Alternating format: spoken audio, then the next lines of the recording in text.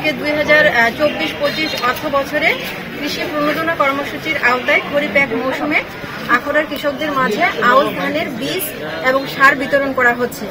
এখানে আখাউড়া উপজেলায় মোট 5টি ইউনিয়ন এবং একটি পৌরসভা আছে।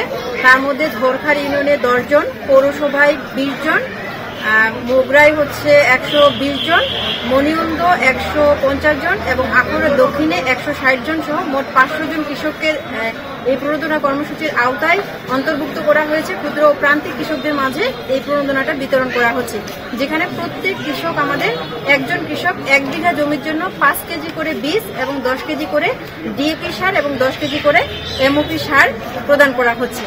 আর আমাদের এবছরে আউশের লক্ষ্যমাত্রা হচ্ছে 250 হেক্টর।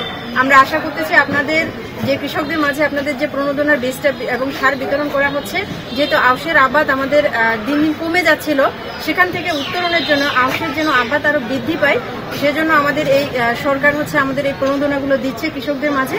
আশা করি আমরা আউশের লক্ষ্যমাত্রা অর্জনে, আপনাদের কৃষকদের মাধ্যমে আমরা লক্ষ্যমাত্রা অর্জনে সফল হব। আউশ ধানের সাথে সার সহ যা আসছে আমাদের খরিফ এক মৌসুমের জন্য আজকে ক্ষুদ্র এবং প্রান্তিক কৃষকদের মাঝে সেটা বিতরণের কর্মসূচি।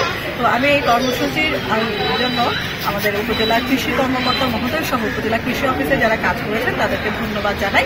আর কৃষকরা যারা এখানে উপস্থিত আছেন তারা নিঃসন্দেহে আমাদের সরকারি যে প্রণোদনা সেটা রিসিভ করে বড় ধান যখন আমরা ঘরে তুলে ফেলবে কেটে, তারপরেই আপনারা সাথে সাথে আউশ ধানের মৌসুম আসাটা আপনারা রোপণ করবেন এবং আউশের লক্ষ্যমাত্রা যেন এই উপজেলায় অর্জিত হতে পারে সে আশাবাদ দেখা।